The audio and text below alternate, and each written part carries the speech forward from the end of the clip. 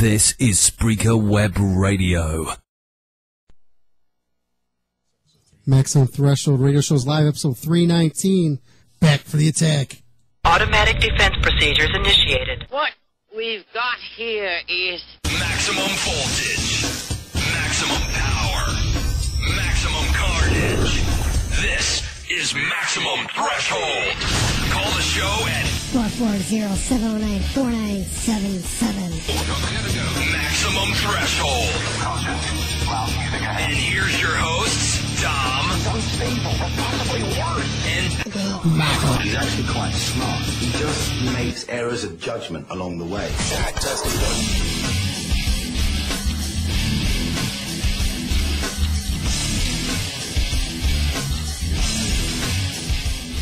Welcome.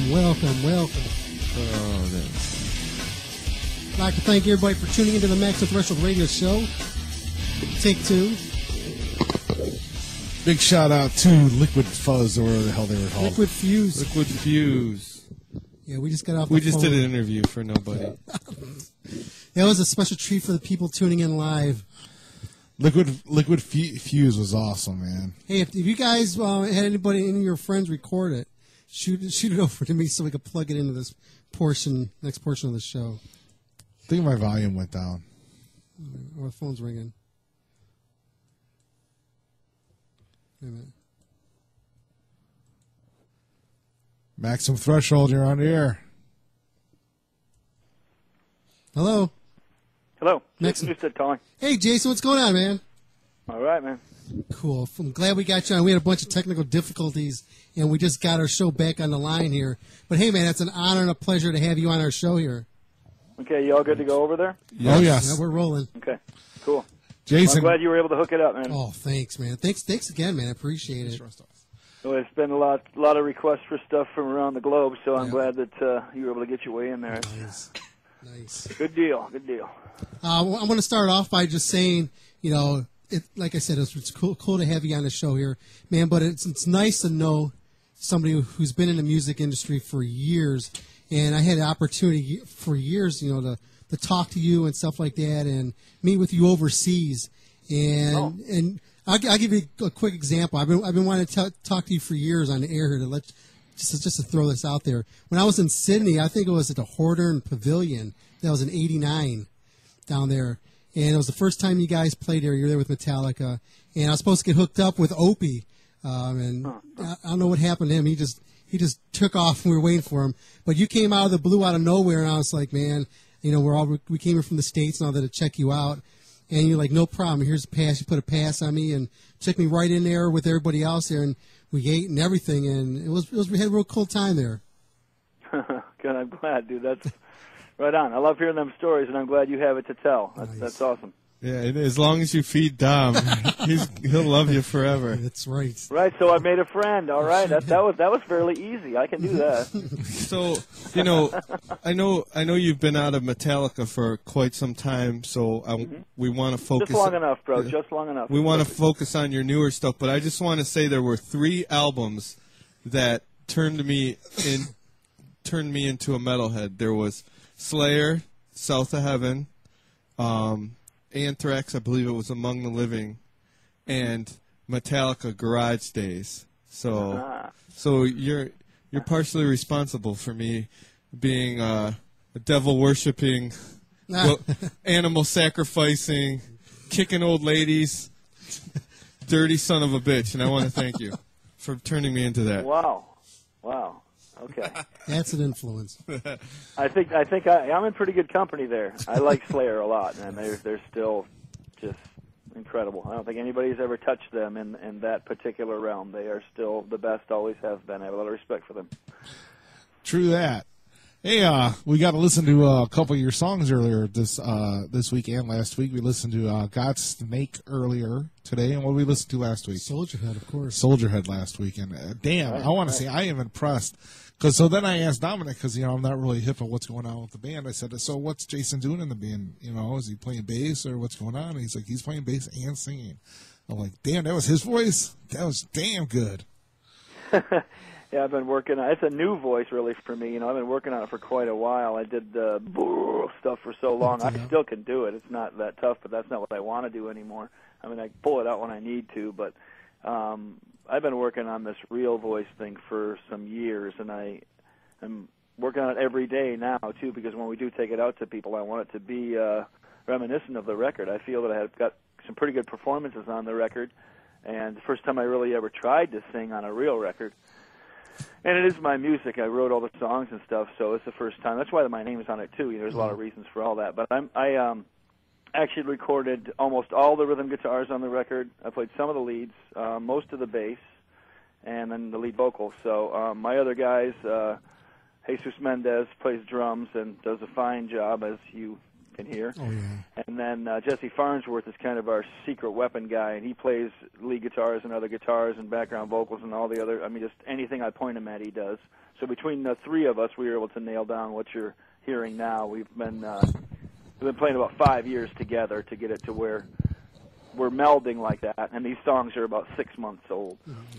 Well, that song that Godsnake reminded me of, and I'm not trying to pigeonhole you into a style, but it reminded me of some people would call doom style metal. Not the other song. Yeah, I've heard that. I've heard somebody say that too, and I don't really, subgenre and these kind of things. I'm not too keen on that type of stuff, and I wouldn't be able to help you with categorizing them. I know what thrash metal is. I know what heavy metal is. Yeah. So I kind of do that, and doom is like trouble. Pigeonholing would be that would take a little doing. I feel, considering the albums that I've recorded on in my career, it would take quite a bit of doing to pigeonhole me. But that's true. What I'm doing now is what I do best. This is what I spent the most time at. This kind of old school metal. I can only be old school because I am, dude. That's it. A lot of people want to be old school, but you only can if you are. Well, I liked your Flotsam and Jetsam and that's stuff. What you're hearing. I liked your Flotsam and Jetsam stuff. I have it on cassette. Thank you. That's how old I am. I have it on cassette. Flotsam is the real deal, man. They got a new record out too. Yeah. So if anybody get out there and give them some love. Yeah, we had them on a couple of weeks, about a month ago. You were working with them, right? You wrote a few of them songs. I even donated to their Kickstarter. Oh yeah, yeah, cool. So we had them on like a month ago, but so about what's going on with Newsted? Now I know you got the EP out. Is there any plans to tour? Is there plans to expand on it, or are you doing a promotion thing right now? What's going on with that? All of those things are yes. We have a lot in the works right now. I do have a grand plan, and we recorded 11 songs together. We did them in about 14 days' time, and from top to bottom, which I think in this day and age is pretty impressive. And just starting to work this first EP. It's #1 on iTunes Metal Charts this week, and its debut week. Should be. And we did that with the 4-man crew out of my garage versus all the other whoever they happen to be. I mean, we passed Bieber on the overall charts a couple days ago with our metal record. So that kind of we're very proud of what we're doing with our little noise here. There's a lot of offers coming in for tour stuff. We have the 11 songs in the box, and we're releasing them in batches. This first batch is the metal EP that you're hearing now, that you're sharing. We got a next chunk, going to be another handful of songs. Then we got one after that, another handful of songs. At the end of that, those 3 EPs will culminate to make the LP, which will come out in vinyl with proper artwork and all that stuff. Oh, awesome. All of the music will be available in all formats ultimately. The EPs are always available exclusively on iTunes first for the send-off of each record, and then it'll be followed up by physical CDs and vinyl that'll be available from newstedheavymetal.com, and then depending on what happens with record stores and these things, but we will always have it available from our garage and our site and our shows. So it's going to be in any format anybody wants to hear it. It will be that ultimately. So if I wanted to pick it up on 8-track, it'll eventually be on 8-track? Well, you know what? You caught me in my statement, didn't you? Yes. Yes, 8-track. The answer is yes. You know what? I'm not going to mess around. I'm bringing a reel-to-reel, and I'm going to come and wrap it around your neck, and then that's going to be that, and you're going to be, dude, all formats. And in the middle of the song, it'll be like, click, click, click, click, click, click, click. Nice. What happened? No. Yes, so the main formats that anybody's digging it on now between vinyl, CD, and MP3 or whatever that is these days. It'll be there for everybody. Well, vinyl is making. I'm learning a lot about this technology stuff, man. I'm having to harness this, and it's working real well for me. Actually. Vinyl is making a huge comeback. It really is. Yep, you really can't beat it. You really can't, man. For us that are purists and that, and we dig our old music and blues music and all those things, where all of our music came from. If you like that stuff, vinyl has to play a part in your life. Oh, I have some of the vinyl artwork, you know, because they got the frames now that you can put the albums in, and that's what I do. So Jason, let me ask you a question. When you left Metallica, where was like almost every major band that was going through lineup changes? Did all kinds of different major acts contact you? I mean, I know you played with Ozzy and Voivod for a while, but did Dave Mustaine contact you when they needed a new bass player and stuff like that? The answer to that question is no. But the answer to the first questions were yes. There were a lot of bands reaching out, a lot of performers in different styles. I pick and choose. You know, I do what I want to. When I want to, and that's what I've been able to work out over time. And so I pick and choose the ones that I want to experience to make myself a more rounded player, or people that I just out of labor of love, or somebody that I look up to as my heroes become my peers. You know, those type of things. They get a call from Tony Iommi a couple of years ago to come and play on that Who Cares record. Are you kidding me, man? Are you kidding me? The dude from Black Sabbath calls and asks me to play a geezer part for the guy that taught me to play. Come and take his place for a little bit and play a song with me, mate. Are you kidding me, man?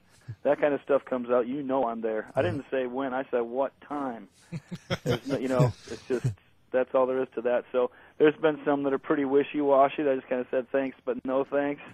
You know, there's a couple that were so much money that I could not pass it up because I want to make like Rockstar Supernova. I was going to ask you about Hollywood network television thing, right? Which I learned a lot from, dude. I learned exactly what not to do. And when I was there for half of the year down in Hollywood and making a serious wage, and I was able to help my nephews and nieces go through college and everything with that money I made from that. So, you know, self-explanatory. Yeah. But there's a lot of other cool things that I have got to do. And the Echo Brain thing was labor of love because I respect the musicians. Voivod was labor of love because I have always looked up to those guys, and I learned more from them than probably any other musicians. Then I've done things, you know, there's a couple, I don't even know if I've told people, maybe 2 or 3 people in interviews. I've done a lot of interviews, but I did a song with Tina Turner in 2004 or 5. I did, you know, Government Mule. I played with DJ Shadow, record with Sepultura, record with, I mean, all kind of, I put a bunch of different records through, since between 2000 and 2010. So I really spread myself out and try to, play with a lot of different styles, you know. So if I see you on Dancing with the Stars, I know it's for the money for sure then. If you see me on Dancing with the Stars, you better come and hit me in the neck as hard as you can, open hand, dude, because I don't, what? Don't, no. So, no, look, hey, let's make sure we get some perspective on this, okay? I still got to play my Sadowski as loud as I wanted to with Tommy Lee on drums. All right, that rhythm section was wicked. I don't care if you like Motley or you like what you like. You could not beat that. When we got bombastic and we got ugly, the two of us, it was cool. It made it worth my while to go down there and play in Hollywood and live in L.A. for a while. That's what made it worth my while. So make no mistake about that. The wage was good, but I'm proud of the bass that went on the record. You know, I played 5-string bass all over that record and did it pretty well. And the experience with Tommy, and that was fantastic. With Butch Walker, producer guy, learning from him was cool. I don't take any of that stuff for granted, man. You know, being around Zach Wilde or Warren Haynes or James Hetfield to learn from, dude, I don't take that lightly. Cool. Very cool. I'm a big fan of a lot of Butch Walker's, more of his solo stuff. So yeah, I would imagine there's a lot to learn. So talented, bro. Yeah, that was pretty. That was kind of weird because I actually watched that show because I was not only a fan of you when you were in Metallica and I followed your solo career, but I was also a fan of Gilby Clarke and of Tommy Lee and Motley Crue and a huge fan of Butch Walker. Butch Walker's on one show, he disappears, and then I think they should have. I think they should have chose Delana though, or however you say her Me name. too. That I think that would have been that could have been something kind of something. You know, could have been a lot more interesting than the other guy. Not to take anything away from the other guy, but. Right, he was good and everything, but was kind of predictable. Delana was very talented, and it was through and through. Both of them were through and through, but it would have been, I think, a little more unique with Delana, actually, a little more innovative. But that wasn't supposed to be. When you mix up that kind of television, ego, big money, hubbub like that with music that's, you know, at least when my elements mixed in there, I can't do that. It doesn't feel right. The TV people don't get our world, and we don't get theirs, and thank God for that, you know? Yep. It's just, I don't want to know about that. It seems so false to me, and I always try to keep it true. That was my main thing. It was just too weird. It's all facade. It's all fakey junk, and I can't fake that. I can't fake any of that. They're asking me to lip sync and all that. I'm going, get somebody else, man. It ain't going to be me. I just don't do that, you know? Oh, there's no way that Jason Newsted could lip sync. I'm sorry. Cause that ain't happening, bro. That ain't happening. Once again, in the neck, right there, as hard as you can. Nuh-uh. Ain't doing it.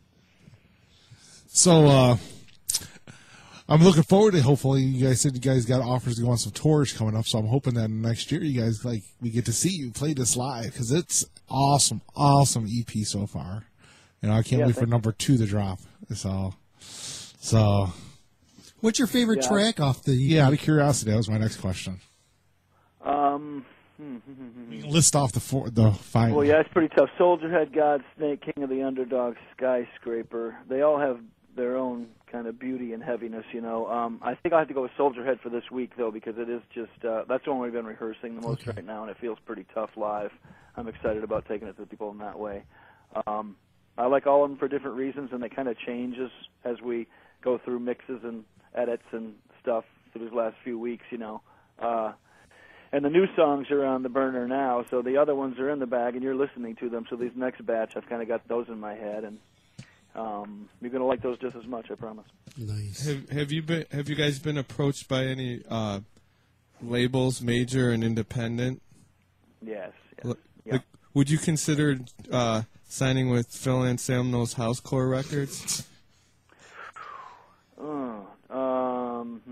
You know, I've had my own Chop House label for 15 years. This record's on the Chop House. I've been able to get my music out to the world without a whole lot of help. That'd be kind of be redundant, I think. No disrespect to, I like those guys, no problem with Phil or anything. But you know what I'm saying. He's got his own label. I got my own label. I've had mine going longer than his. And my distribution and those things, it's all within my control, you know. So it's more about whatever makes the most sense to get those 8 tracks out to the corners of the world. That's what I'm going to do. Yep. That's right. Well, you know, I got my 8-track warming up. I'm ready for it. I'm going to put mine in my car. Soon as I get that reel-to-reel tape off of my neck from you choking me with it, I'm going to plug my 8-track in.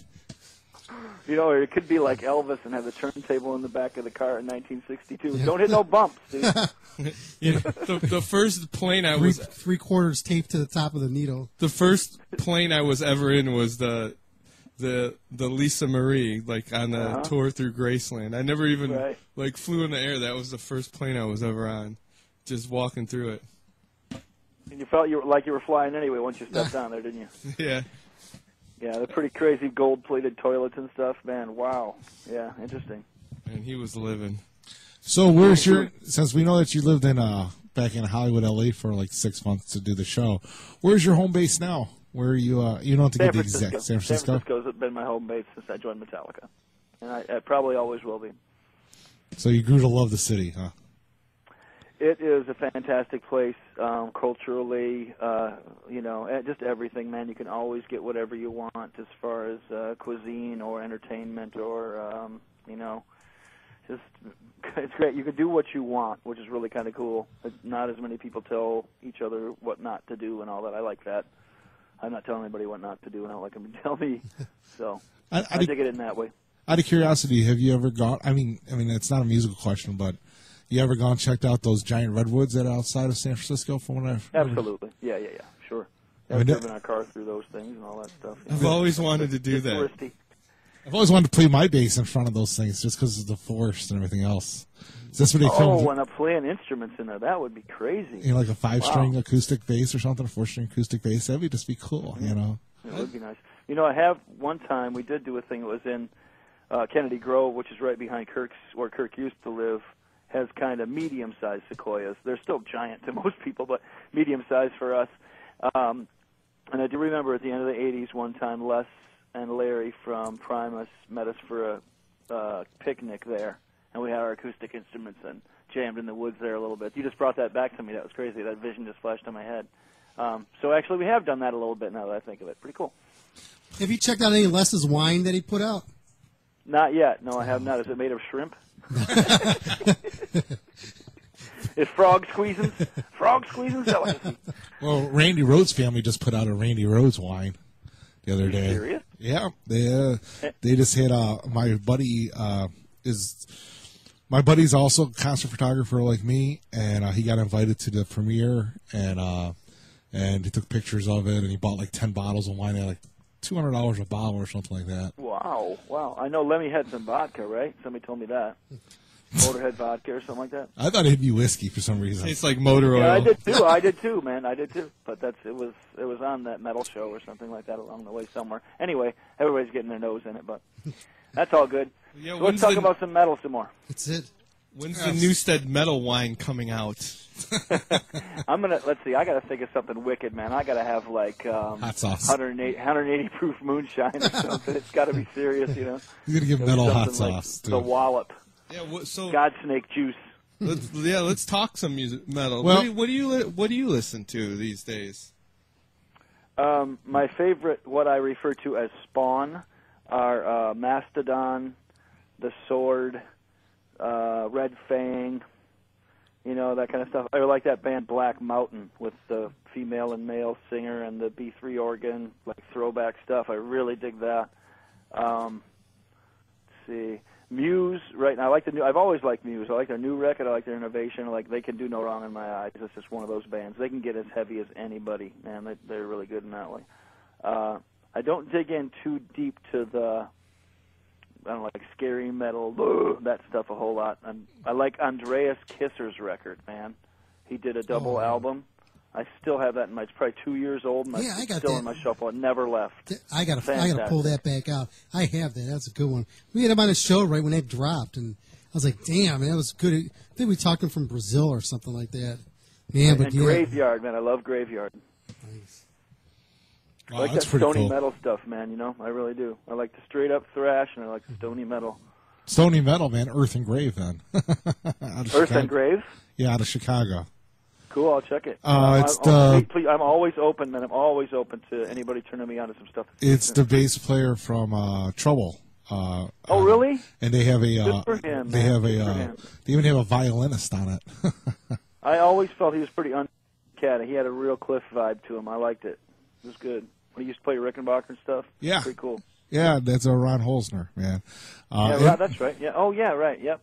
Good for him, man. Ron's a good guy. He used to hang around the camp quite a bit. Him and James are pretty tight. So that's good, man. I'm glad to hear that. So they got voted best band in Chicago last year. So great. Fantastic. Well, if you talk to him, tell him, hey, man, that's cool. And you know Chicago's a tough metal town as far as that goes. You know, no one just gets it. You know, they have to earn it. Yeah, I do know that, as a matter of fact. Yes, I do. Yeah, you would. So I've heard that before, yeah. Well, I know that we don't want to talk too much about the Metallica past, but I got to give my own little Metallica speech. I got to go see the Master of Puppets tour, and I went to school the next day with a bunch of shirts from that tour, and everybody made fun of me, said we'd never even heard of that band before. And then, you know, the next record that dropped was the 595 EP, which I had to get the shirt, and I had to get the album, because I had the album for that. And people are like, oh, who's that? I don't know who they are. And then, you know, like a year or two later, you know. You had some really wimpy friends. I know. Damn. I went to a wimpy school. They just made fun of you anyways. Who's he kidding? Anyways. So then you know, Injustice came out. And of course, then everybody's like, I've loved them for years. I'm like, you assholes. Thanks. Take away my band. It was my band that I discovered. Of course. Of course, that's how you always want to feel about stuff. That's what makes it special. But I finally got to see you and Justice for All, and I'm a bass player myself. Nothing like compared to you, but I want to say I was so impressed when I got to see you on the Justice for All tour. So I was really impressed with you. Good on, thank you. That was the world was whirling around quite a bit at that point. We were on the serious upward trajectory at quite a rate. We were working really hard, and people were paying attention. Exactly, kind of what you just explained from your own world's, your own circle's perspective. People were, that's my band, that's my band, that's my band, that's my band, that's our band, that's our band, that's our band. It did happen like that in big, powerful steps because the band did take it on the road. It built a strong foundation in order for it to still be standing today. But it just happened just like that with you, and it happened just like that with me as well. And most other people, that's our, it's not a secret. It's one of the factors that makes Metallica what it is. Always making people feel like they're a part of it. They're a part of the music. They're a part of the victory. They're a part of the singing. They're a part of the reason. And that's why they're still kicking so much ass now, and that I'm happy about it too, because I learned to do that from them. Well, maybe that's why I liked your new album so much, because I got into the music, I got into the singing. I'm like, cool, I can see me singing this at a concert, going along with the vocals. So it was pretty funny, because I go on Facebook, like I was saying, and I talk to the kids all the time. I talk to the fans, the people and stuff, and the kid will come on and go, I'm not sure about this, man. It kind of sucks because, man, it sounds just like Metallica. I'm like, duh. What? Really? That's crazy. How'd that happen? What the hell are you talking about? Going up to Tony Iommi, says, man, it sounds like Black Sabbath. I like it, but it sounds like Black Sabbath. What is it supposed to sound like? I mean, Chili Peppers, dude? What is it supposed to sound like? Seriously. It's supposed to sound like Metallica, you freaking idiot. God. Jesus Christ. I remember one of the cool things about seeing you is when you were at the Rock and Roll Hall of Fame, and when you got to be on the stage there with the band, that really made the whole night such a special event. It's not just so seeing Metallica getting inducted to Rock Hall, but seeing you be a part of it, and you just threw it all out and just let it rip, and that was just a great experience to being a fan of yours. Yeah, it was. Thank you, man, and I'm glad you felt it that way too, because I really did. And it was an incredible victory for me. I felt so victorious that night. And also, it was a resolution. It was a resolve. It was a chapter being finished in a beautiful manner. That's all. I hadn't seen the guys for a long time, and I'd seen them one-on-one at, I'd see Lars at the System of a Down show, and I'd see Kirk come to my art show or whatever like that, you know what I mean? We'd see each other through time and stuff, but never as a collective like the boys and stuff. And so when I finally did see him, it's like, what's up, So all that water's under the bridge, dude. All that whatever sour stuff that was from way, way back then when we were all spun out and everything, that's all gone. We are now, happier than ever. We're business partners for the rest of our lives. Mm-hmm. We understand each other now. It was 12 years ago this week that I stepped out, man. Wow. And now that the dust has settled, look what we have, man. Look what we have. I mean, they're awesome. They're killing. I got a new band. James and I are healthy again. Mm-hmm. I mean, there's so much stuff that goes on. At the time I left the band, dude, I was so whacked out on painkillers, and James was all drunk, and things were screwed up, and people were having divorces and having their first babies, and it was so much going on. From when I joined the band in '86 till 2001, we turned the faucet all the way on, and it just stayed on the whole 15 years. Yeah. There was never a thing like, let's put it down to a trickle for a minute. Never. It was just like the whole freaking time. Wow. So finally we come up for air for a second, and we took a couple months off when James got hurt in August of 2000 after the Summer Sanitarium thing. Mm-hmm. I had to kind of finish up as frontman in the band at the end of that tour there. And he was hurt, and he had to go get fixed and everything, and I'm milling over all the stuff. We didn't plug in for a long, long time. There was so much distraction with other videos and all the other demands. The music was going away. And I'm like, man, I want to keep playing, And it just was all weird. If we would have went and checked everybody's mental status and got it all together, there would have been a different outcome. But I'm not sure Metallica would be together in 2013. I do. I can't tell you that for sure, but I know for sure it is right now because of the decision I made. So here we go. You know. Well, you hinted a minute ago at an art show. Now, what? Tell me, I'm a photographer, so I'm curious when you said your art show. What kind of art show? What is your art? What are you into? I started painting. I had some shoulder surgeries. 2004 through 2008, I had 3 different major shoulder surgeries. Rotator cuff tears, full bicep tears. I mean, it was ugly. Oh, man, I just got a rotator. I was one-armed for about 3 years, back and forth. I just got a rotator injury myself today. I learned to be ambidextrous. I can do everything the same with both hands now, out of necessity. But it made better for, playing and everything. But I started painting because I couldn't play my instrument all the way anymore. I could slip the guitar in between my sling and my body in order to make some noise or finger pick and keep my chops, but I couldn't really play like the monster. I couldn't become the monster or nothing. And so I started painting.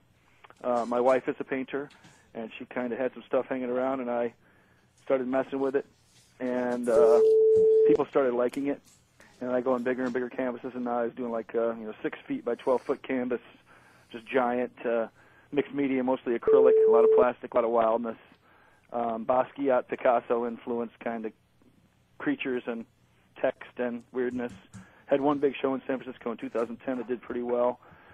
Still, I've sold, quite a few paintings now, and people give me, 10 and 20 grand for a painting. And I have there's a book for sale on newstedheavymetal.com on the web store. There's a program from my art show. If you want to have a look at, there's probably 30 paintings in that book.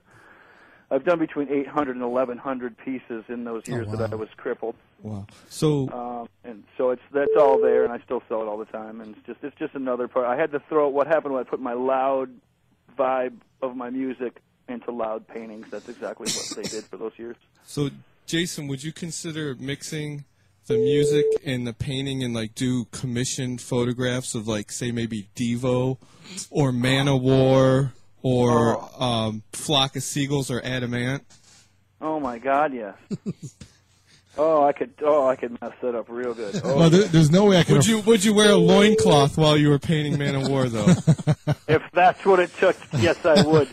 Let every note I now play be the black arrow through the heart of false metal. Yes, I would. That would be really fun. And all the designs on the Newsted stuff, those are my designs and stuff too. Pretty much all the artwork and all those things are my initial designs, and I have the guy, Mark DeVito, who's been working for Metallica for ever. He's helping me with that stuff. So I do all the initial drawings, and then he follows through with the logos and all the little trickiness. So I am mixing it in that way. I'm doing the artwork for my band also. Nice. You can at least keep it in-house, too. It does help. I learned that, over time here.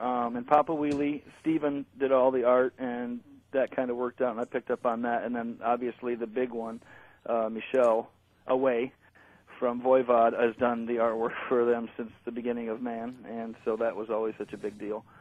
I learned from him. He was doing their, computer graphic album covers in 1984 with a Commodore 64 and stuff. That's how advanced that Syntax. Go 210. Syntax error. I remember that. So, well, that's extremely cool. There's no way I can afford one of your big pictures, but if you ever do anything postage stamp size, I am so in. It probably costs more. No, I'm going back because the 6 foots are $20,000. Maybe I get the postage stamp for for maybe we can work out a deal that we can help you promote it, on our website or something like that. Send me a postage stamp. I just want to rest your mind a little bit, bro. The big ones are that big, and I have pieces that are 4 by 4 inches, and then everything in between of all mediums. I have graphite stuff and ink stuff and sculptures and what do you call those when you put it all together, loincloth, nailing stuff together, and loincloth multimedia. Woo, man! I got all those things. So it's not all of them are thousands of dollars. So don't worry about that. Okay. Did you originally injure your shoulder playing tennis with Lars? God, I would like to say so, man. I like to say so. I injured it kicking his butt in tennis. But it was ping pong, so not as good of a story. Oh man, I just hurt. I hurt my shoulder about it. But it was against Lars in ping pong. Yeah, that's what it is. I got my shoulder injury about a week ago, so I understand what you're talking about. Yeah, but you get from... It ain't fun. No, the damn hurt, man. Yeah. I was like, damn, I'm getting old. No, you are. Yeah. I'm not. You are. Oh. Would you? I can't even. Jason, you're only like 3 years older than me, maybe. I'm not sure how old you really are. I'm Okay, 41. you want to have a race then? I'm 41, and you kick my ass, I guarantee you. I'm going to be 50 in 2 months. So anytime you want to race bikes or any of that, you let me know, dude. I'm ready. Let's Let me go. race. That's it. Let's race big wheels for one of your paintings. Yeah, that's right. Oh, big Okay, wheels all would right. be- You're okay. Now we're getting somewhere. I'm gonna wear a you've Man got- of War. Now you've got my loincloth. attention. Dave will race you how fast can you a McChicken. And the loser has to shave Paul Stanley's chest. Oh, man. I need clippers Has right to now. or gets to? Well, either way, but Rodrigo will be there. Oh, shit. Yep, he probably will. Is the chest thing a wig, too? It's an implant. I think they shave it once in a while and put it on Gene's head. It might be Chia Pet. I don't know. a chia chest. Chia Chest, dude, we are in business. Look at us go. Well, Fire them all. Look at that. Man, we're an incredible team. if you ever join Kiss, then I definitely know it's worth the money. Who? I love this. That's good, dude. You're good, man. Thank you. Have you ever gone to Paul Stanley's art galleries, and has he ever gone to yours? No diss, man. You know, like he's one of my heroes and everything too. And if it wasn't for them, I wouldn't have played and all that stuff. But no, man. If I name one of my paintings "Autumn Harvest," you can paint me in the neck for the third time. How's that? Did you say Autumn Harvest? I did. So basically, what you're saying is, as much as you love Kiss's music, Paul Stanley's artwork looks like rainbow-colored diarrhea on a canvas. Wow, that was some sick paraphrasing considering what I said. Well, you said Autumn Take Harvest. a little liberty there, my man. It's a metaphor. You know, It's theater of everybody's the mind. entitled to their opinion. Let's get. I think we should get back here to Music. Let's Oh, drop I his like We're website. having so much fun. Yeah, What's that Well, as long as we do it, about? let's at least drop his website. How's that? Okay. So people can Yes, let's do that. Let's do a couple of things and tell the people where they can talk to me because I am having so much fun talking to the people. okay. Can I do that? Yeah, absolutely. Okay, so newstedheavymetal.com is the home page where you can find out all the info about everything. There's all kind of stuff there. You got the web store and you got the thing where you send me in a photo of you or your band or you with me back in the day or whatever, man, like your favorite metal moment. Please send me it over there to the fan photo section. I sent one yesterday. Then you got Jason C. Newsted on Twitter and Jason Newsted on Facebook, where I am at least 90 minutes each end of a jam or whatever. At some point in that 24 hours, I go in for 90 minutes and answer as much as I can in those 90 minutes. So anybody wants to send some positive vibes and some love or an interesting question or a decent statement, I always get back to them. It does take me a while to catch up sometimes, but I do get to everyone. So that's my deal right there, and I'm really enjoying it, connecting with everybody again. That's cool. That's very cool. So that was your Jason Newsted moment on Maximum Well, there you Threshold go. You're like, Radio. I'm getting good at this. So So how many? I got a question. How many interviews have you done since since dropping this metal this past week? today's 100. Yeah, it's I would say between 60 and 100. Yep. Damn, that's pretty good. Keep it up, man. Get that word out there. People need to know about this new material you have out there. It's really, really good, and it's going to be really catchy. I think this stuff is really going to spread good, and I just hope the media jumps on board along with it also. Thank you very much for those compliments, and I appreciate your help too, man. So far, it is going really well with the growing. You know, like we're number one on the iTunes metal charts for the debut, which is a big deal. I mentioned that, but that's a pretty big deal for us. That's a good start, and it gets people's attention. As I head into meetings next week with all these offers for all these people and managers and agents and all that stuff, it's a good thing to have in my back pocket that we were able to get to number one just out of the studio, just out of our little place. So, you know, all the time that I spent with fans and playing music around the world is coming back pretty strongly and favorably right now, and I'm happy about it. And just make sure that everybody realize is, the fans that are in this are they're going to give a crap anyway about this. You know my deal, man. If anybody's been in the metal circles for the last 30 years, they know what Newsted means, and they know what the word metal means. So across the globe, those two words together mean something. You know what you're going to get when you come to share this music. And so that's really, when I got pulled back in, when I played with Metallica and the fans screamed me back into the show, this is why I'm doing this. I do it only because I want to do it. And as soon as, if I'm not getting the positive vibes and people are not interested anymore, they'll just back off and keep doing whatever else I do, whether I'm painting or playing Papa Wheelie or whatever it is I do. But I'm giving this one good, strong shot for the people. One more time, I want to take it to the people, and I'll go as long and strong as I can, and that'll be that, man. Newsted for president. Heck yeah, president of Metaltown. Got my vote. Now I do. If you don't want to answer any personal questions, you mentioned that you were married. Yeah. Your wife was a painter. Was she also a musician? Was she in the arts as well, or does she help with any of that stuff as far as music goes? Like, hey, honey, I like this. Hey, honey, this song sucks. This song's good. I like this background. Or does she leave you on your own? In your own demise. Thanks. It's a bigger, deeper thing. It's very helpful, but it's not. I mean, when I ask her if I play something for her and say, you digging that or not, and she'll be honest with me. But it's not kind of like this. Hey, honey, analyze this, and it's more of a thing where she's supportive in whatever I do, big time. We've been together almost 11 years, and we just got married a couple months ago. Congratulations. Thank you, but she's been there for me for the whole thing. She went through. We met just as I was going through the Metallica stuff, and so the support that came with that from me recovering from painkiller addiction, all that stuff. She's been there for all those things, but especially the music. She is the one person that recognizes that if I don't go make noise about every 5 days, like on that 6th day, I'm irate and not very good to be around. And she says, get out to the studio, call your boys, and turn it up. And, to have that person in my corner that is my wife is a pretty special thing. I've been around long enough and around enough bands and metal couples and rock and roll couples and things like that to know what the score is with that stuff. Believe me. I don't have to tell anybody stories or anything. I'm just take my word for it. So I know how important it is. And that's where it comes down. And she went to school on an art scholarship. She's a real painter. She paints in oil, and she puts on 2 or 3 or 4 colors on her palette and mixes all the other colors from those 4, like the real deal. I buy, blue number 4, blue number 6, blah, blah, whatever like that in the tubes, and she mixes to that place. So that's the difference there, but inspirational in both realms. She's a metalhead. She's, the first time I got in her Jeep with her, she had Rush 2112 in there, and she wasn't even born when Rush 2112 was released.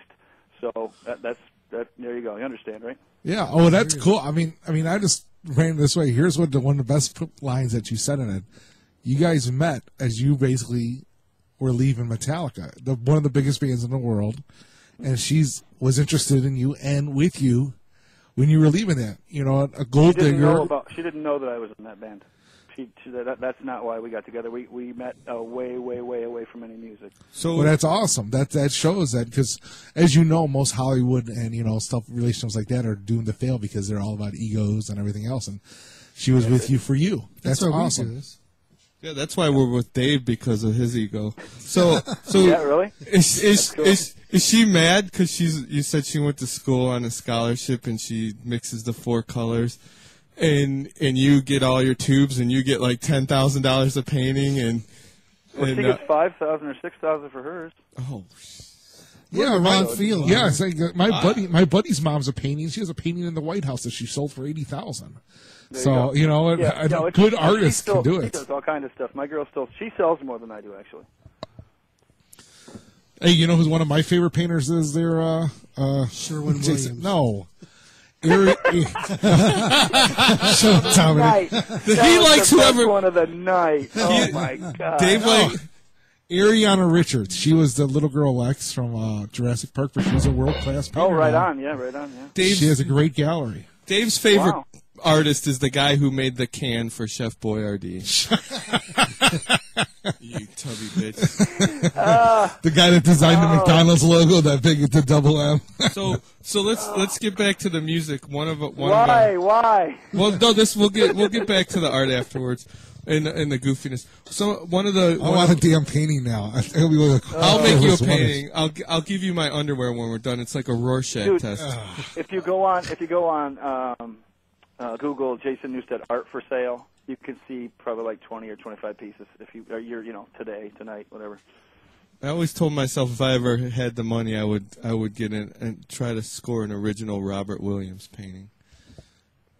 Okay. But now I got to add Newsted to that list. My buddies are. That's good. But if I'm ever rich, you're painting me in a gator skin loincloth, Man of War style. I'm gonna. and part of the commission is we're gonna jam and we're gonna play Fighting the World. You got what? I'll have a double, whatever you're having, man, for real. Wow.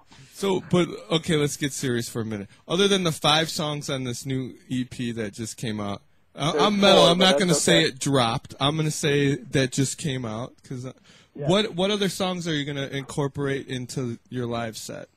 Good question. Oh, man, do I got something for you. Oh, I'm not going to tell you. Oh, man. I got a plan, dude. I got a plan. I was just telling my friends about it yesterday. We had a big meeting in San Francisco. I did a bunch of radio and everything. And I was telling them about my plan, and everybody's just, like, jumping out of their seats. So that's all I'm going to tell you. It will be interesting. It will be fun, and the word is entertainment. Nice. All right. That's what it is. It's going to be just awesome. And you know what I really like? Awesome. Guys. What I really like most about the Newsted album or EP is that you can actually hear the bass on it. That's right. It's crazy, isn't it? It's crazy. It's a crazy concept. It took a while, but we finally figured it out. Oh, I like this one. I'm looking at a couple of your arts right now. I'm trying to get the name of this one. Arts? Do you mean paintings? No, them they're arts. Atmosphere. Atmosphere, yeah. Good one. I really like Harvest Autumn. No, man, this one's a cool one. Yeah. You got these like dog creatures on acid and shit. This is pretty cool. Hey, did Jeff Tate call you to see if you wanted to join his version of Queensryche? That's another no, man. Sorry. Ah, dang it. Wow, what a weird deal. Wow, yeah. What do you think about that kind of stuff where these bands split off and they're fighting over the name and all that stuff? I think you need to find something else to do. Holy okay? shit. To say when is one of the single most important things in life, probably top 3. When to say when. Yes. Jesus, man. That's pretty funny. We asked that same question to Jack Russell of Jack Russell's Great White. Oh, Lord. he said, I'm the singer. The name goes with me. He said, I'm getting Jason Newsted on bass and I'm hitting the road. Yeah, okay. I don't think you can afford to go to a Jason Newsted show, though. I'll get Jason in the band. You mean you don't want to play for $50 in a deli tray? That's right. Or a quarter of the deli tray? It depends who I'm playing with. It really does, man. If Jack White asked me, yes, a sandwich and a beer, I'm there. Well, they don't have a bass player, do they? And on a different note, I really like the Brothers of the Head. Your acrylic mixed media. Thank you. Yep, that's a good one. Yeah. It doesn't have a price. It's probably sold already. I'm putting my checkbook away. It doesn't have a price on it. Must be too that much. one must be free. No, that must be too much. Would you consider being the 53rd member of LA Guns? Geez. What instrument am I playing? You can play anything. You can play the triangle. If it's either the triangle or as I get to do my scissor solo, then I'm in there. On a funny note, on a funny note, like we're not sitting here cracking up. Wait, Dave's about to make it unfunny. Go ahead, Dave. You guys have never even heard of scissor solo. You're sitting over there acting like, oh yeah, scissor solo. Heard a bunch of those. No, I'm intrigued. I'll go ahead. I'll listen to it. I listen to everything. No, when the scissors, when you go like that and they come back, they go shuka, shuka, right? Mm-hmm. So if you get good enough at it and you put a wah-wah pedal on it, you'd be amazed. Now you got to do that on stage. Scissor solo. I've seen scissor fights. I've never seen a scissor solo. It's very similar, except I'm the only one getting bloody, and it's just me in the fight. I do want to see that. I was waiting for Dave's big funny moment, and then I was going to ask about the scissors solo. I screwed them all up. Sorry. Yeah. Well, now they're going to see like doing things on TV. Like, hi, I'm Jason Newsted, and I use such and such brand scissors. Yeah. If you need the scissors, they're not safety scissors, are they? Safe. No, nothing. No, nothing is safe. Nope. So what bass are you using nowadays, out of curiosity? Same. Sadowski is my deal, man. I have for how many ever years now. That's my thing. I still in the studio I use some old Fenders and stuff to get that, the boomy boom. But as far as live or any kind of thing, it's been Sadowski for about 20 years now. Wow. Do they have a Jason Newsted model out for you, or I don't know? They do, but it's not a signature thing, and I don't put my name on it, and I don't take any of their money or nothing like that. The kids come in and say, I like the one that Jason has, and he makes that one for them. That's it. Oh, that's cool. I pay for all my basses. I pay for all my stuff. I get strings for free because I go through so many. But other than that, I pretty much pay for my stuff. Well, that's cool. I didn't know bass players change their strings. Are you serious, man? I thought they just boiled them and put them back on or something. Well, that's what you do in the beginning, yeah, because they're $35 or $50 a set or whatever they are. Yeah, that's what you do in the beginning. But once you get to play with the big boys, then you change strings on 6 or 8 instruments a night. Damn. How many of those how many of those basses do you have? 15. Oh my God. But that's what it takes. By the time the road gets going and you have an A system and a B system and all that, and you have to have 6 on each show, and there's backups for tunings and all that, that really isn't that many. In the application of real world application, having to have tools to work with, that's not that many. So, not to get too serious and not to dwell on the Metallica thing, but when you guys were in the van and on the bus together, who had the worst gas out of the 4 of you? Hatfield. No, dude, he's the meat eater. He's like the bear killer. Come on, doesn't take much to figure that out. And Kirk is vegetarian. James eats only meat. Hello. So what's going to happen? Which one of you guys was most likely to take a dump on the tour bus? Cliff, from what I hear. What I hear is he was the master of the towel method before there was a towel method. So that's how I'm gonna leave that there. All right, we got a question for you. So which? just jump right over. I want to know about the towel method before I ask that, because I got a good idea what that is. Let people's mind run with that. I'm not explaining it. Let them Google it. Is that kind of like putting a grocery bag inside of an empty 12-pack and dumping it and hotboxing it out the window? Very similar. You are inventive, aren't you? That's good. Wow. I've had like Mission Impossible shits. I've had to go in people's shoes. I mean, but I know you're not supposed to go in the tour bus. That's good. Good thing you paid for all that college and stuff. I tell you. So, since we're talking about Metallica, let's give a spectrum of all the bands you've been in: Voivod, Flotsam and Jetsam, Newsted, Echo Get into it. Voivod, Echo Brain, don't forget Papa Ozzy. Wheelie. Which guy in any of those bands is most likely to sleep with a post-op tranny? You are. Well, you're really thinking you're going to get away with some stuff here right now. We ask everybody this. We actually ask every major. We ask everybody this, so we don't want you. Are you serious? Yeah, yes. I don't want you to feel elitist, so I have to ask you. Oh no, I definitely don't want that. I don't need any help with that. I think. Wow, you really asked that to everybody. I am getting more and more impressed with your deal every second. I could tell you what two. In general, band members usually will give up their drummer. And when I asked that question to Steve Vai, he said it was Frank Zappa's band. It's just the band, yeah. Everybody. We're talking to hands passable. Up, guys. Everybody's hands up. We're talking passable. So what's the question? Tranny what again? Post-op. Post-op. Passable, like small hands, no Adam's apple, kind of like sexy little girl ass. But they find out that she used to be a dude, and they still went ahead and banged her. Who would that be? Jeez. I mean, she could be hot too. Well, you know what? I am going to have to give.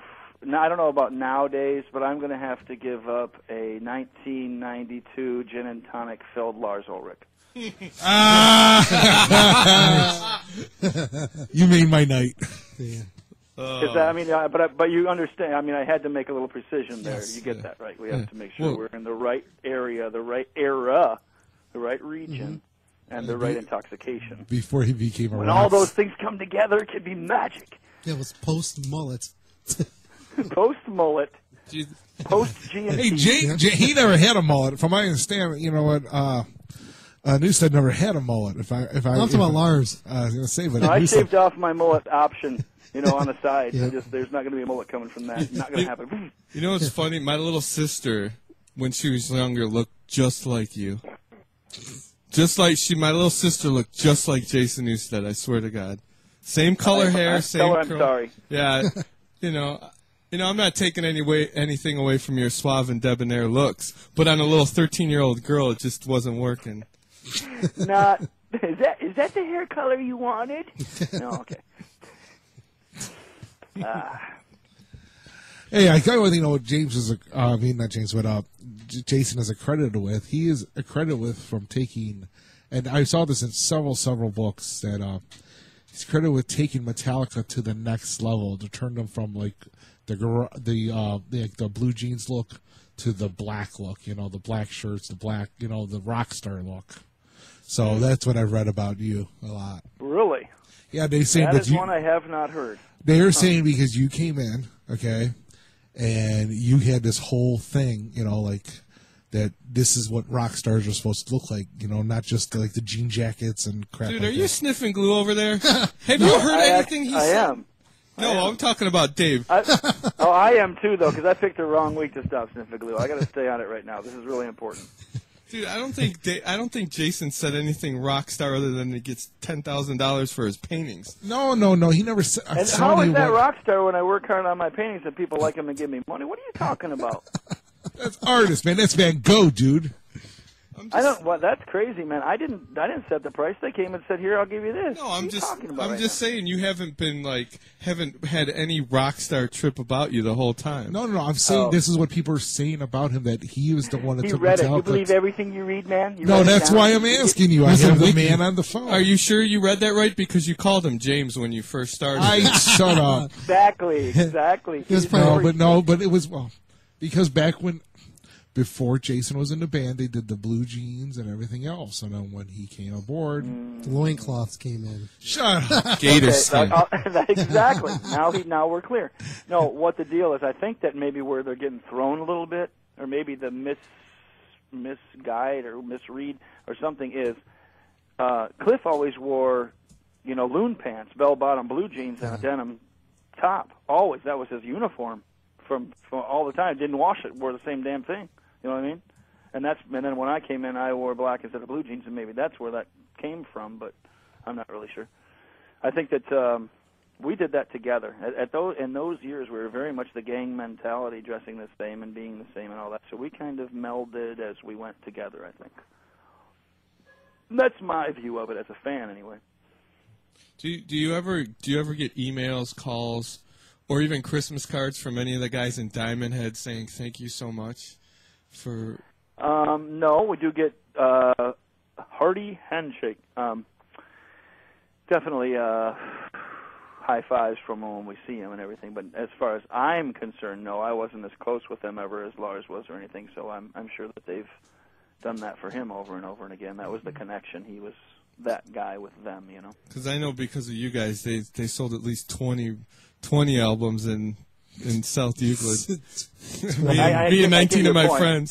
I think that was probably most of that recognition or appreciation was shown to James and Lars, since they're the ones that instigated the playing those covers and tipping the hat to those guys and stuff. I have to say, Bread Fan is probably the sickest cover I've ever heard. I love it. Tough one. That's a tough one. That's such an awesome got some song. Rock going on for sure. I can't hear that without wanting to punch someone in the face. It's usually myself. Right. That's great, man. Great. Michael needs help. It's beyond any help I can give him, though. That's the thing. If he ever ends up in therapy, he's gonna be in a painter and try to sell. Well, if Jason can get 10,000, I can at least get 4,000 for mine. I can't draw a straight line with a ruler. Okay, no, So actually, well, you know what? You might get pretty good money for that. From what I've learned in that business, you're probably fine. Put a disclaimer first. There's like a thing by the art museum every year. It's called the chalk walk. You buy they give you a little thing of chalk. You rent a little square of the sidewalk and you make a painting or a picture, and they all the proceeds go to the art museum, right? So like my ex-fiance was an artist. She painted, made jewelry. So she'd take me down there. So like the second or third year, I'm like, I'm gonna make one. Well, one year I made Ace Frehley's face, and it was awful. And even my 9-year-old son at the time was laughing. So then the next year, I'm like, fuck it, I'm going balls to the walls. I decided I was gonna do David Lee Roth doing the splits from the back of the second Van Halen album. And so like, some little girl walks by. She's like, "Ooh, look, Mommy, he's painting a lion."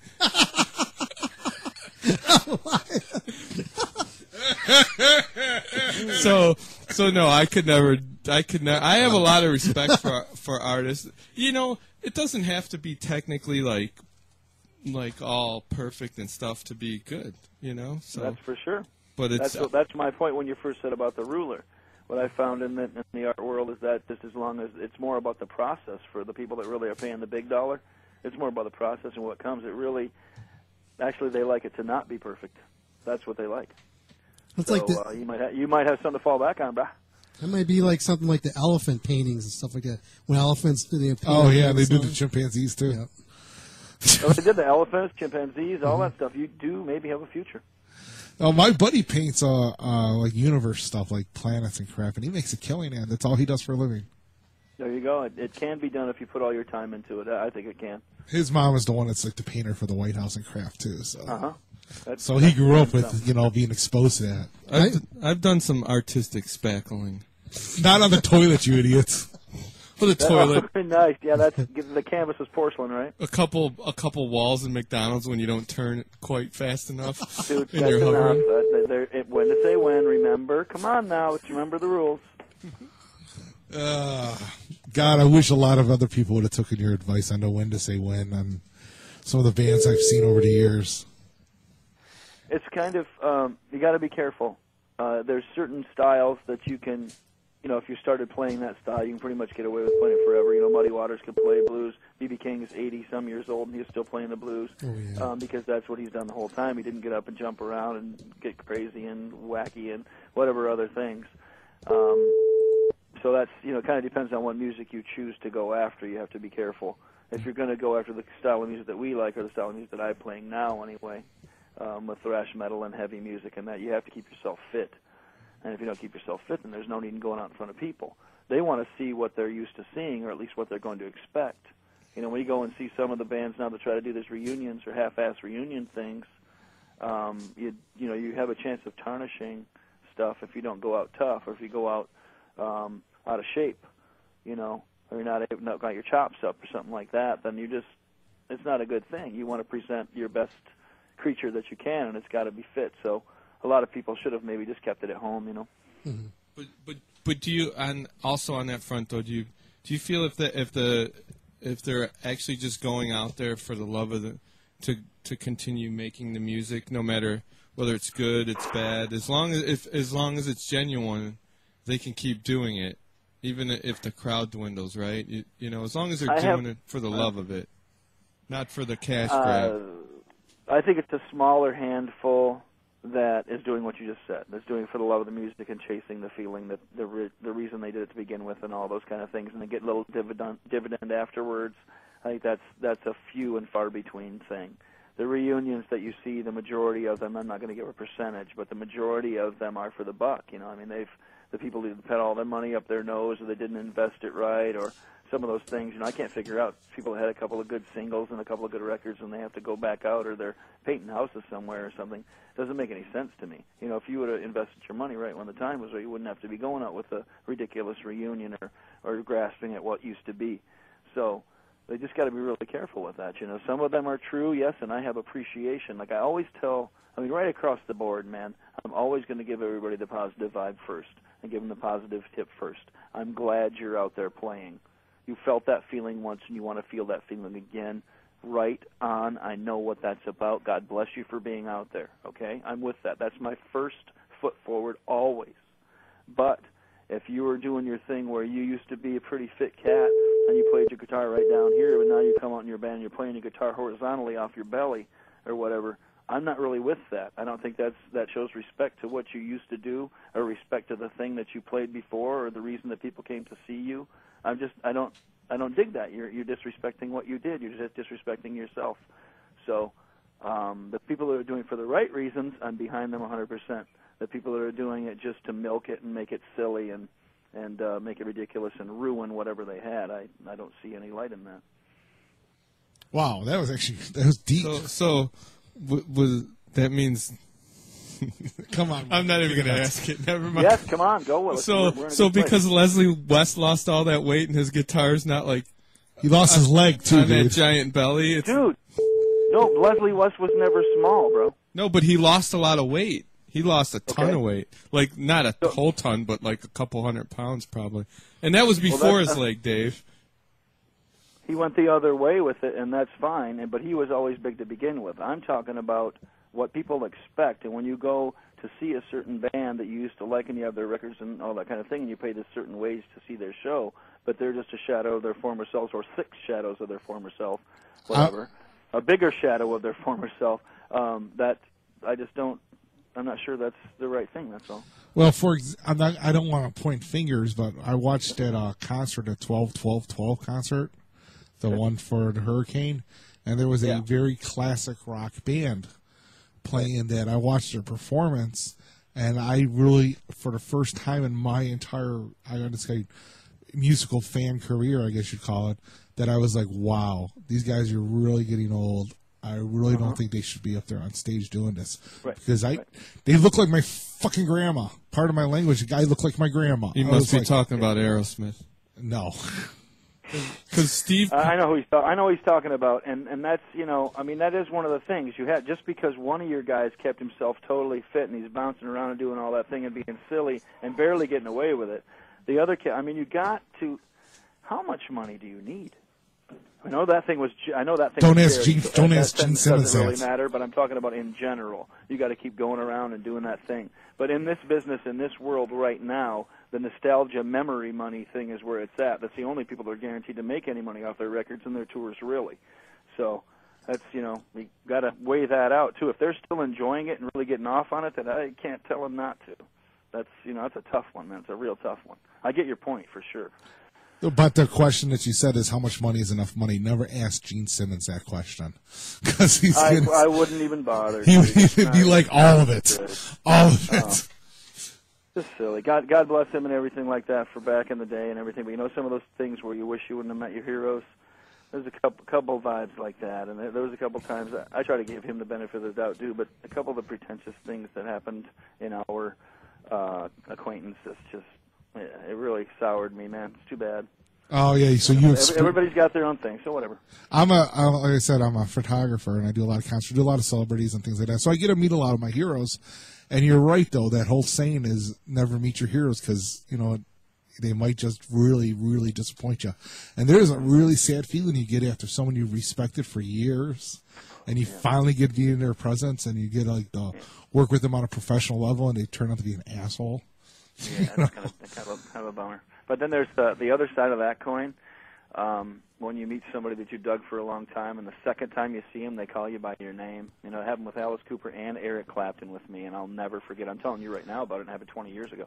So this kind of stuff like that, when your heroes become your peers and they remember your name, that can be one of the most feather in your cap kind of vibes ever of all time, Oh, I agree. There's been several times that I've met celebrities, that were heroes of mine, and they were really great. I mean, it was like, wow. Like, I got to meet Sylvester Stallone once, about 14 years ago. I had to photograph him, and he literally was like Rocky in real life. What you thought Rocky would be as a person was what Stallone was like. He wasn't conceited. He wasn't a jerk. He was really friendly, and it was like awesome. I was like, this is great, and then other people have been assholes. Why do you look at me when you say right. So, as long as we got you on here, we're going to say, don't forget, if I said this right, newstedmetal.com. Newstedheavymetal.com. Sorry. Okay, Jason C. Newsted on Twitter, Jason Newsted on Facebook. Come and check it out. I appreciate you guys' help. This is fun, man. After doing all those interviews these last couple of days, this has been very refreshing to be able to get loose a little bit, so thanks for that. Okay, we are going to ask you to do a station promo for us if you don't mind. We'll just state your name. Hold on, I got that. Just let me get your call. I got to write some stuff down so I don't put it on my list over here so I get the letters right and everything. Okay. Okay, what's your show or your call? Maximum threshold. That's it. It's Mexican threshold. It's Mexican. Someone called it that works one. good. That'll work good for that. That's good. That's perfect for me. Okay. Whenever you're ready. And that's all? Do you say your names or anything, or just maximum threshold? Just maximum threshold. Say your name, your list, maximum threshold, blah, blah, blah. And talk about farting on the bus or whatever you want to talk about. Wow. Huh. Are you ready? Yes. What's up, people? You are tuned in to Maximum Threshold. Check it out. It would have been good if you would have said your name. What name? Your name. Oh, any name you want. Take 48. 1, 2. What's up, everybody? Jason Newsted here. You are listening to Maximum Threshold. Perfect. Awesome. Yes, I'm perfect. Yes, Yes, you're you right. are. Oh. Oh, God. Okay, Jason. Hey, we really thank you for being on the show here and hanging out with us for a good hour and so, man. We really appreciate that. Yes, thank That you. was fun, you guys. So thanks for the help. Oh, Spread the anytime. word for me, and if here. we get ourselves out on the road, I'll see you. Sounds good. Man. Absolutely. Thanks a lot, Jason. All Bye-bye. right, cheers, guys. Have a good one. Late. There you go. And here you go. This is Soldier Head. This is Newsted. It's off his latest one. So check this out. We'll be back after this. Thanks, Jay, for being on the show.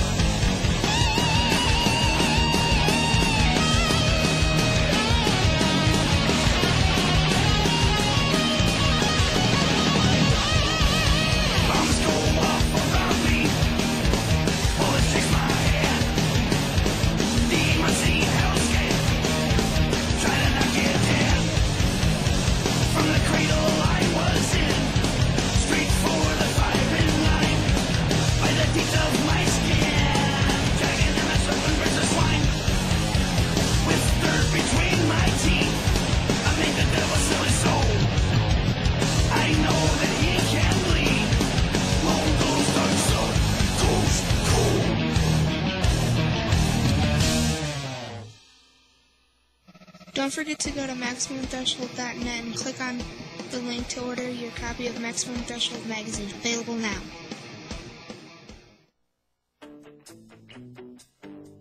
Missed the live show? Go to StitcherRadio.com and search Maximum Threshold and listen in today.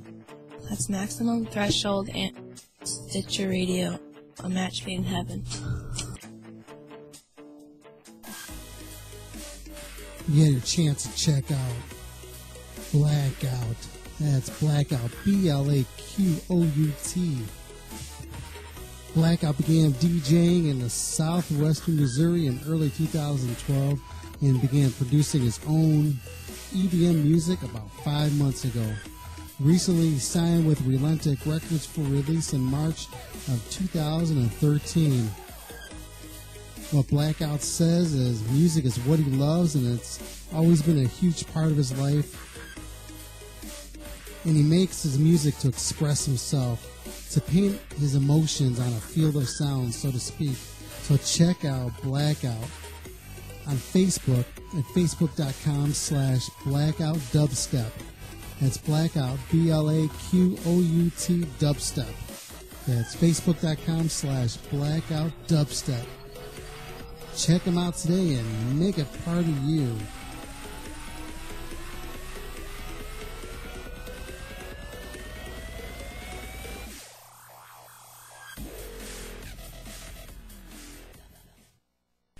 Yeah, man, this is Tyler Main from Rob Zombie's Halloween. I play Michael Myers, and you're listening to Maximum Threshold.